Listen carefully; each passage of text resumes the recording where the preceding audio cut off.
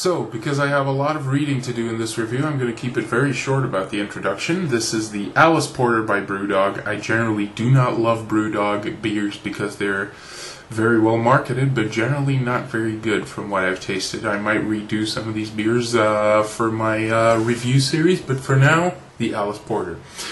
The profoundly puzzling Alice Porter, cryptic, enigmatic, alchemistic.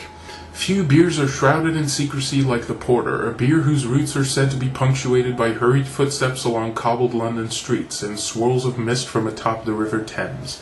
Decloaked and radically re-envisaged, BrewDog's Alice Porter is a 6.2 sacred union of one 300-year-old recipe and two cross-continental hop varieties.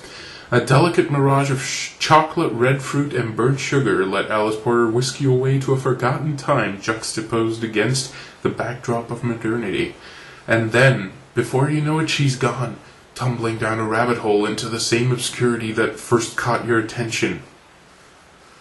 Leaving but the question, who or what is Alice Porter? BrewDog, Fraserburgh, Scotland. We shall see what the Alice Porter is all about. Ooh. We have here the BrewDog dog. Hello. Anyway.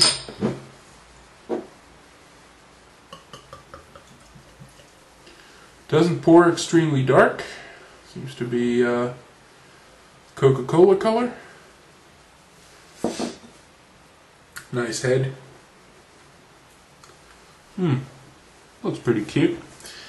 It's not really black. You get a lot of red and brown.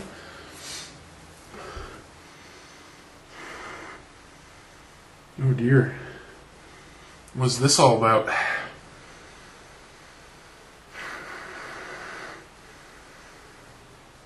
A lot of sugar and red fruit. Something irony as well. Something metallic in the smell. Not necessarily a bad thing, but seems to be awfully prevalent here.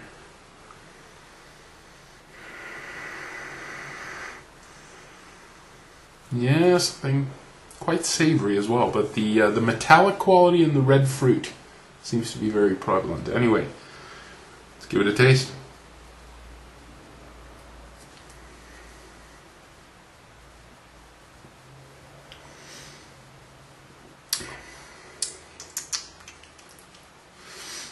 A lot of metallic and red fruit, and I'm talking like red fruit, not dark fruit, which you usually get in stouts and porters with the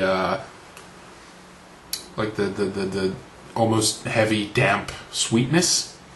But the red fruit also lifts it up a little bit with a bit of acidity, kind of, you know, kick.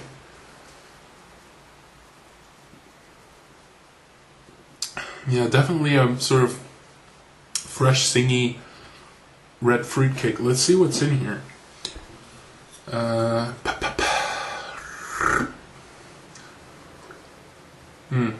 Barley, hops, yeast, water. No real fruit additives. Kind of wondering what hops it are. It's very fruity. Very, kind of reminds me of well, I'd have to say cranberries again, because the Tokyo Stout that I've had and was horrendous was infused with cranberries. And this kind of reminds me of that, but this is a good deal less sweet, and that, you know, is partially due to the lack of alcohol, but also the sugar content, I think. Very metallic, kind of strange. Good mouthfeel, kind of thin, surprisingly enough, but it's good. I wouldn't say it's great, but it's a decent session porter. Again, it's BrewDog, you know, they sort of go fucking all the way on the label, and turns out not to be that exciting. Well, exciting, it appeals to some people's palates, I've noticed. Like, some people think that the BrewDog beers are the best thing in the world, but I have to wonder whether the marketing kind of gets to them or not. Because what I've tasted from BrewDog hasn't really, you know, blown my mind. And this doesn't either. So the BrewDog Alice Porter, I mean, it's good.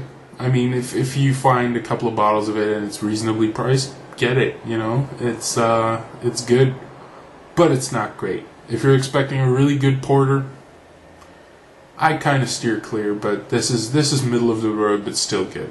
I'd say, yeah. That's my final verdict. Yeah. Anyway, later.